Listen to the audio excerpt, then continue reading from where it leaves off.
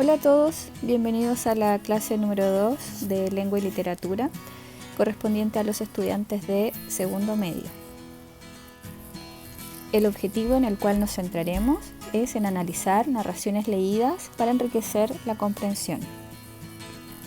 Para comenzar, vamos a entender que para analizar narraciones siempre es importante considerar cuáles son sus elementos. A raíz de estos, podemos conocer el mundo interior de una obra literaria, sea esta una novela, un cuento, un mito, una leyenda o toda expresión literaria que implique la presencia de un narrador, al cual no debemos confundir con el autor, que es la persona que inventa y escribe la historia. En cambio, el narrador no es una persona real, sino una voz imaginaria, es decir, inventada. Dentro de los elementos más importantes encontramos al narrador, que ya sabemos que es un ser ficticio y al cual lo clasificamos según su participación en la historia y también por su grado de conocimiento. Dentro de ellos nos encontramos con el narrador omnisciente.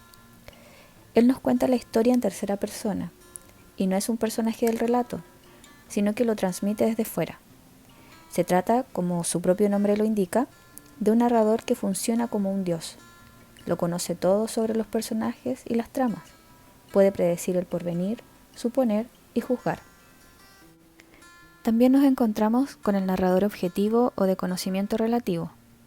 Al igual que el omnisciente, narra desde fuera los acontecimientos. Sin embargo, solo cuenta lo que puede observar. El narrador muestra lo que ve, de modo parecido como lo hace una cámara de cine.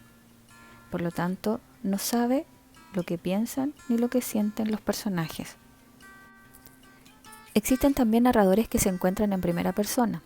Tal es el caso del narrador protagonista, el cual nos cuenta su propia historia, la que a él, como personaje principal, le sucede. El narrador testigo también está presente en la historia, pero no es el personaje principal, sino un espectador que lo acompaña. Se encarga de narrar principalmente lo que le sucede al protagonista al cual está observando. Número 2. Los personajes. Los personajes corresponden a seres ficticios que están presentes en el mundo de la narración literaria. Son ellos quienes mueven la acción. Se presentan existiendo en un espacio físico y están condicionados por su entorno. Las causas que los motivan a actuar son sus motivaciones y deseos. Los personajes pueden ser clasificados desde distintos puntos de vista. A continuación, te presentamos la clasificación más recurrente. Según su importancia en el acontecer, tenemos a los personajes principales. Estos se destacan con respecto a los demás porque funcionan como integradores de la organización de los acontecimientos. Por lo tanto, son los más importantes de la acción. Los personajes secundarios, por lo general, están vinculados a los principales, pero su participación también es individual. Son aquellos que, sin tener un rol demasiado importante en el desarrollo de los acontecimientos, proporcionan un grado mayor de coherencia, comprensión y consistencia en la narración. Los incidentales o esporádicos son personajes que no tienen una presencia permanente en los hechos. Su participación es un recurso para ordenar, exponer, relacionar y también retardar el desarrollo de los acontecimientos. Según el desarrollo en los acontecimientos, tenemos a los personajes planos. Estos presentan un solo rasgo destacado. Se les reconoce por una sola cualidad. No presentan más que un aspecto de su existencia. Y los redondos, esféricos o en relieve, presentan más de una característica. Son capaces de mostrar en forma repentina aspectos de su personalidad, que están ocultos. Son personajes a veces contradictorios. Según su relación con la acción en el relato, están los estáticos. Estos se comportan de la misma manera en todo el relato. No evolucionan ni sufren cambios en su conducta ni características personales. Los datos que se obtienen de ellos no sufren alteraciones. Y los dinámicos o evolutivos, a través de la acción del relato, varían su forma de ser. Comienzan siendo individuos de ciertos rasgos y conductas, y a medida que la acción transcurre, modifican su comportamiento, llegando en algunos casos a ser totalmente distintos.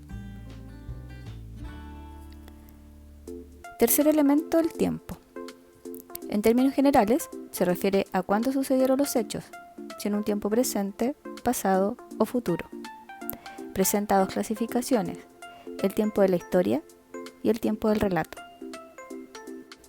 El tiempo de la historia presenta las acciones en un orden lógico y causal, a través de una sucesión cronológica de acciones relacionadas según causa y efecto. No siempre coincide con el tiempo del relato. El tiempo del relato es la disposición estética del acontecer de la narración. El narrador organiza el tiempo de la historia de tal modo de instaurar una temporalidad artística. Para ello utiliza la anacronía, que consiste en provocar una ruptura temporal en la narración, introduciendo un hecho con una cronología distinta a la de causa y efecto, provocando con ello retrocesos en el tiempo, ya sean extensos o breves, o bien una prolepsis, que es cuando el narrador mira hacia el futuro. 4. El espacio. El espacio o ambiente es el lugar donde ocurren los acontecimientos y se desenvuelven los personajes. Como ya sabemos, lo podemos clasificar en tres: en el físico, en el psicológico y en el social. El físico puede ser un ambiente abierto, al aire libre o cerrado, pero también puede interpretarse según las situaciones que se vivan en él. Llamaremos espacio devorador a aquel ambiente físico que consume al personaje de a poco, y espacio determinante al que lo atrapa y le impide cambiar su destino. Psicológico se refiere a los sentimientos y emociones que proyectan los personajes en relación a las situaciones o conflictos que se les presentan. Sentimientos de angustia, de plenitud, tristeza o amor.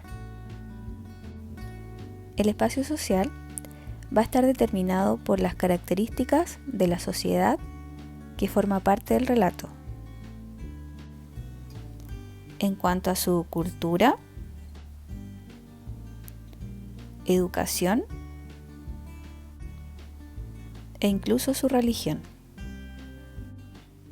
El espacio social muestra la visión de la sociedad dentro de una época determinada. Es el espacio cultural donde se manifiestan ideas ético-morales, pensamientos religiosos, pensamientos políticos, entre muchos más que rodean los hechos ejecutados por los personajes. Y es así como todos estos elementos y aspectos mencionados forman parte del mundo narrativo. Teniendo un cabal conocimiento de ellos e internalizándolos de manera permanente en nuestros registros, podremos realizar análisis de narraciones mucho más óptimas, permitiéndonos con ello enriquecer nuestra comprensión lectora. A continuación, daré a conocer la actividad que deberán desarrollar. Esta la tendrán que realizar en su cuaderno como actividad número 2 o 3, dependiendo del curso en el cual se encuentren.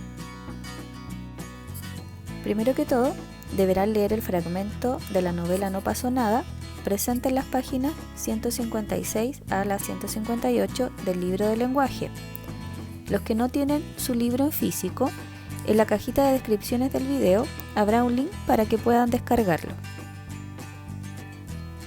Luego de leer el fragmento de la novela No pasó nada del autor Antonio Skármeta, novela por cierto muy relacionada con la temática de la unidad sobre la ausencia, exilio, migración e identidad, deberán desarrollar las preguntas que serán enviadas a la página web del colegio, las cuales deben traspasar a su cuaderno como ya antes lo había mencionado. En esta oportunidad no deberán enviarme el desarrollo de la actividad a mi correo, ya que solamente quedará registrada en su cuaderno, la cual voy a revisar cuando retomemos las clases presenciales. Sin embargo, si tienen alguna consulta, la pueden realizar, ya saben, a profeclauquelo@gmail.com. Ahí yo estaré dispuesta a resolver cualquier duda que tengan. Como siempre, espero que se encuentren muy bien y que nos podamos ver pronto. Un abrazo a todos, muchas gracias.